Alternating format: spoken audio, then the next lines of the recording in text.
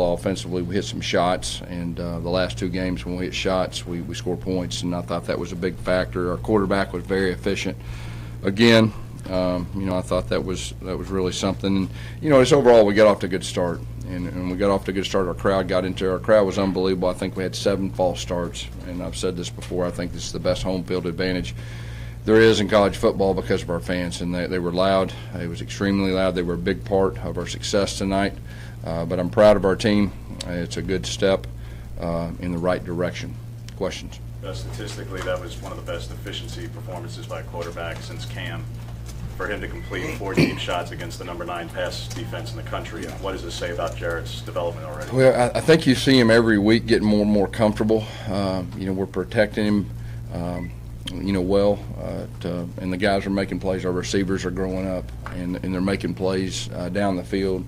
And I think that is just kind of all starting to come together. And then, starting to get more comfortable with Chip, and Chip's getting more comfortable with him. And, 2 weeks in a row or 3 weeks in a row, just been very efficient. But against that group, that was very impressive. Can you speak to the play from the 1-yard line, that 57-yard pass, just what went into the that's about the 1 foot line. It was really close right there, and that's just what Chip decided to do. That was part of his game plan, that get the ball on the left hash on the 1-yard line. That's the play he's going to call, and they executed it. And, that was a big factor in the game, too. I think there was a 99-yard drive, and right there is the first, I believe it was the first drive the offense got the ball in the third quarter. And after that drive that they scored a touchdown on, everything was a little bit easier. Take a deep breath right there. But that was a big-time throw, big-time catch, good protection, and a big-time call. Gus, can you talk about first down success offensively and then defensively containing Nick Fitzgerald? Nick Fitzgerald he's like a running back there. He scares you to death. And he throws the ball well, too. And you've got to stop him first in the run game, because if he starts getting going, the play action's scary. And I thought our defense did a very good job containing him, keeping him from those big runs that he scares you to death with. And we were physical up front, and I think we were physical in front on both sides. And then first downs offensively. Yeah, first downs. Yeah, and y'all seen us before. When we get that initial first down, we get in rhythm, and that's usually when we're at our best. Can you talk about the secondary and their play today, holding the 13-30-30? Our secondary was unbelievable. They were all over them, and our secondary's played well all season. Very good, clamping people down in man coverage, making them earn it. And they got some receivers that are pretty good too. So I thought our secondary had a very good night. Coach, you've talked about Will Hastings before. Had another stellar performance tonight. What does that do for you as a coach in the offense to know you have another guy you can lean on to help get more touchdowns? Yeah, Will is a guy that, showed flashes last year, and then, of course, in the spring, he really took the next step forward, and, he's a dynamic route runner.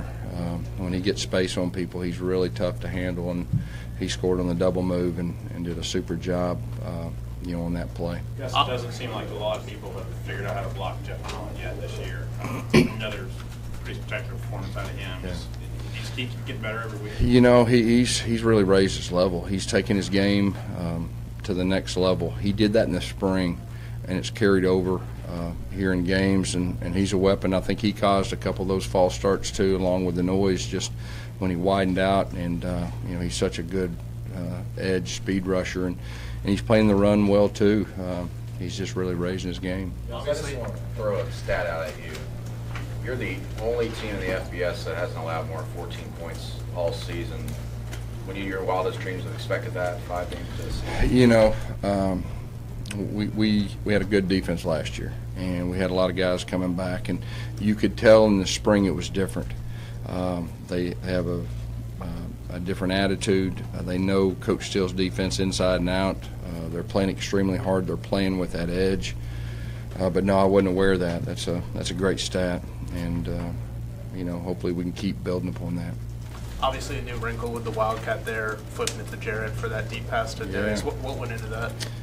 It's a play that we've had up, since fall camp, and I think we were 100% run out of the Wildcat, and so Chip was, wanting to wait till a 3rd and short to try to get a zero look, where they were playing the run, and thought we had a chance, and he's repped that probably 20 or 30 times, and then it was wide open. That was a big play in the game. Gus, did you think it was important to have back-to-back good offensive games, not like those players were for Chip, you know? You know, I think so. I mean, you know, you can see, you know, the progression. You know, you can see Jarrett getting more comfortable. You can see, you know, the balance. I think we were pretty balanced tonight. You know, as far as 244 rushing yards and 267. The balance, we talked about that, and that's what Chip brings us. And, you know, we hit some vertical shots. Carry on. Talk about this change in the offensive line tackles. Yeah, we it just felt like put some more experience up there. And, you know, Tega played some tight end. You know, Tega's going to be an outstanding player, but we just felt like we put a little bit more experience up there. And so that was kind of the thinking, but we got a lot of confidence in Tega. Carry on to lead the running game Yeah. again. It's his first time in his career he's had back-to-back multi-touchdown games. How do you feel about his performance? And also, Petway, did you want to try to get him more? Well, you know, first of all, carry on. I mean, you know, he's playing with a band on his leg, and you could see him when he broke that one. You know, he wasn't going to pull it again. And the fact that he's not 100% says a lot about him. And you know, he was pretty hot, and we put Petway in there, and you know, he's not quite 100% either. You know, as far as that goes. But I was proud of KJ and the job he did, you know, especially in the goal line. There was a couple tough runs that he found a way and willed himself, you know, to get in the end zone. You guys realize that obviously with them not 100%, they're slowing down a little bit. Is that why you made those adjustments? Like at halftime, you guys were running the ball outside. Is that kind of the plan if they were down to do some different things? You talking about? Yeah, Eli Stowe. Oh, yeah, to get the ball on the perimeter. Yeah, you know, they were stuffing everything pretty good, and just talked at halftime about getting the ball on the perimeter. Eli had the big one right there that really opened things up. And the thing about the perimeter runs, you know, if you get one big one, it usually kind of loosens things up, and that was just kind of the talk at halftime, that try to get the ball on the edge a little bit. And there was some real good blocks at the point of attack, and Eli almost took it to the house. I think that's 2 weeks in a row now that Daniel Thomas has come up with a stop on a fake punt. Just what is it about him that's... Yeah, you know, that's a pretty interesting deal. It's the same really fake punt that we stopped last week. And, you know, Coach Horton did a super job. That exact fake, he probably repped it 3 or 4 times, and the way it fit and all that. And so that was a big play in the game. I don't think we were able to score points. You know, that was, I think that's when we missed the field goal right there. But that was a big stop, and, you know, Coach Horton did a super job of kind of predicting, you know, what they would be thinking, and sure enough, they did it. Gus, you started a little slow last year and then got on a roll, and he felt like you were really hot until the injuries. Do you see any similarities to how this is going so far? You know, 2 weeks in a row, we've played really good football, you know, really in all 3 phases. You know, I'd like to think we're getting some momentum, and we still made some mistakes.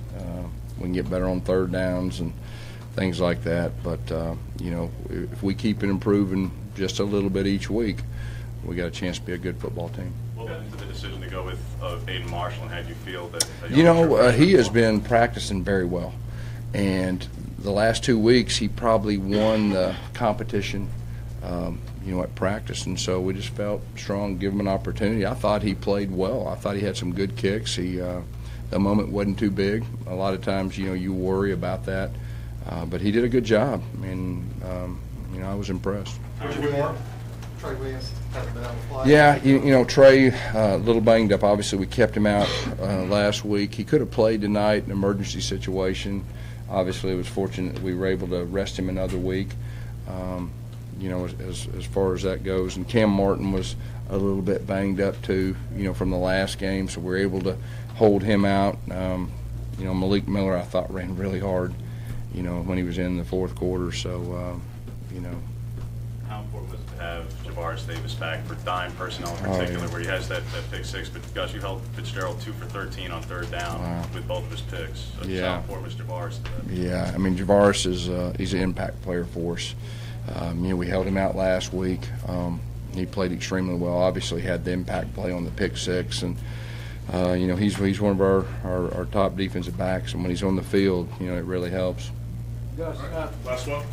moving forward, do you see Malik Willis, he had a 67-yard touchdown run, do you see Malik Willis being that fill-in for a backup quarterback to move forward offense? You know, I mean, Malik's one play away from playing. You know, so he's got to prepare like he's a starter. And, You know, that play he made, I mean, that kind of looked like Nick Marshall-ish, you know, as far as, you know, just kept it and nobody knew he had the ball until he breaks free. He's got a unique ability. You know, Chip has a plan for him, you know, and we'll just see where that goes. But he's one play away from being our starting quarterback. So. All right, Coach. Okay. Thank you.